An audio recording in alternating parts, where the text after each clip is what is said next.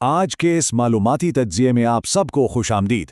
आज हम एक ऐसी ज़बरदस्त और जदीद तरीन कौमी पॉलिसी पर बात करने वाले हैं जिसने पाकिस्तान के अदालती निज़ाम को मुकम्मल तौर पर एक नए दौर में दाखिल कर दिया है। जी हाँ, हम बात कर रहे हैं अदलिया में आर्टिफिशियल इंटेलिजेंस यानी AI के इस्तेमाल की।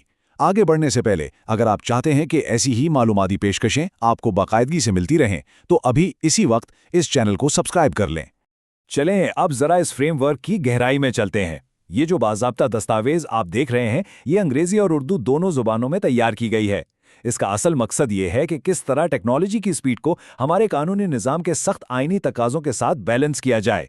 ये सिर्फ कोई आम सा किताबचा नहीं है, बल्कि इंसाफ को तेज और शफाफ बनाने का एक प्रॉपर ज़ाब्ता इखलाक है। तो जल्दी से आज के एजेंडे पे नज़र डाल लेते हैं। हम देखेंगे कि अदलिया में AI की एंट्री कैसे हुई, ये फ्रेमवर्क बना कैसे, इसके बुनियादी उसूल क्या हैं, हम इसे किन कामों के लिए इस्तेमाल कर सकते हैं, और आखिर में ये कि अदालती अमले की ट्रेनिंग कैसे होगी। तो सबसे पहले बात करते हैं अदलिया में AI की शमूलियत की। आखिर वो क्या वजह थी जिसने हमारे कानूनी निज़ाम को टेक्नोलॉजी की तरफ देखने पर मजबूर कर दिया। आपको मालूम है कि इस सब की शुरुआत दरअसल एक तारीखी फैसले से हुई।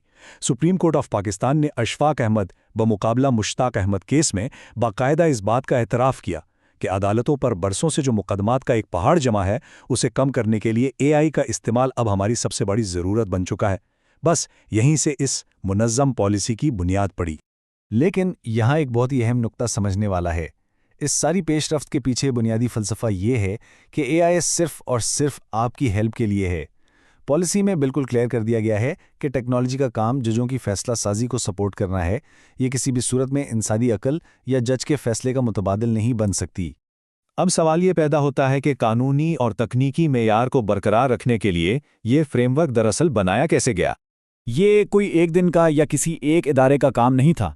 इस पॉलिसी को बनाने के लिए एक ज़बरदस्त किस्म का इत्तेहाद बनाया गया जिसमें सुप्रीम कोर्ट के ICT डिपार्टमेंट और वजारत IT के साथ साथ national centre of artificial intelligence और NIST जैसे टॉप के तालीमी और टेक्निकल इदारों को शामिल किया गया।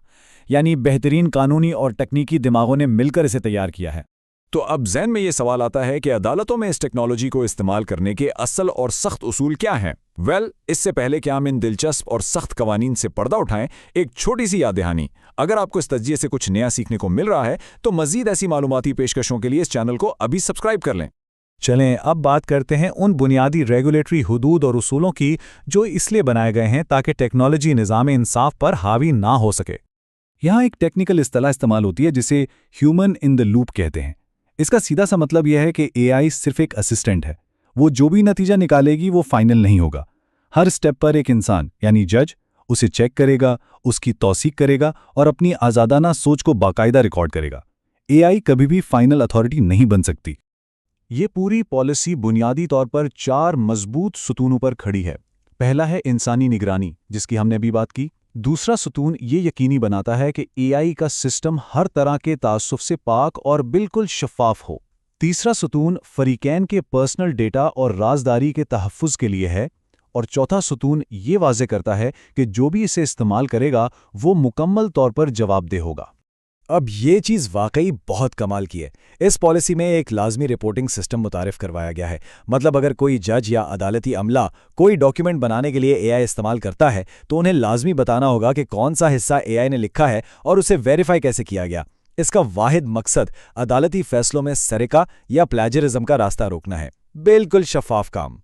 इखलाकी उसूलों को तो हमने समझ लिया, अब ज़रा प्रैक्टिकल साइड पर आते हैं। अदालत के अंदर किन मखसूस कामों के लिए AI के इस्तेमाल की इजाज़त दी गई है। AI की बाकायदा हुदूद तय कर दी गई हैं। इसे आप इंतज़ामी कामों जैसे केस की शेड्यूलिंग और ट्रांसलेशन के लिए इस्तेमाल कर सकते हैं। ये जजेस को पुराने केसेस ढूंढने में मदद देगी। कमाल की बात यह है कि ये प्रेडिक्ट कर सकेगी कि किसी केस में कितना वक्त लग सकता है और लंबे चौड़े डॉक्यूमेंट्स का जल्दी से खुलासा भी तैयार करके देगी। इस पॉलिसी की एक और ज़बरदस्त बात यह है कि ये मुकामी तौर पर तैयार की गई AI को ज़्यादा अहमियत देती है। ऐसा सिस्टम जिसे पाकिस्तान के अपने कानूनी डेटा पर ट्रेन किया गया हो, क्योंकि जो इंटरनेशनल लेवल पर आम AI मॉडल्स मिलते हैं ना, उनमें गलतियों और तासुब का खतरा बहुत ज़्यादा होता है, क्योंकि वो हमारे लोकल कानून की बारीकियों को बिल्कुल नहीं समझते। अब हम इस मालूमाती तज्ज़िये के आखिरी हिस्से की तरफ आ गए हैं। अदलिया ने आखिर इस टेक्नोलॉजी को पूरे मुल्क में नाफिज करने की क्या प्लानिंग की है। जाहिर है इतनी बड़ी तब्दीली रातों रात तो नहीं आ जाती। اس کے لیے law and justice commission of Pakistan باقاعدہ طور پر فیڈرل اور صوبائی اکیڈمیوں کے ذریعے ججز اور عدالتی عملے کی ٹریننگ کا آغاز کر رہا ہے، کیونکہ ٹیکنالوجی جتنی بھی ایڈوانس ہو جائے اسے چلانے کے لیے ٹرینڈ انسانوں کی ہی ضرورت ہوتی ہے۔ تو جاتے جاتے ایک ایسا سوال جس پر ہم سب کو سوچنا چاہیے، جیسے جیسے اے آئی مزید ایڈوانس ہو رہی ہے، کیا مستقبل میں انصاف کی ہماری تعریفیں بھی اس کے ساتھ بدل جائیں گی؟ کیا ہمارا نظام عدل مکمل ڈیجیٹل ہو جائے گا؟ اس بارے میں ضرور سوچیے گا۔ اور ہاں، اگر اس پیشکش سے آپ کی معلومات میں اضافہ ہوا ہے تو چینل کو سبسکرائب کرنا ہرگز مت بھولیے گا، تاکہ آپ تک ایسے معلوماتی تجزیے پہنچتے رہیں۔ آپ کے وقت کا بہت شکریہ۔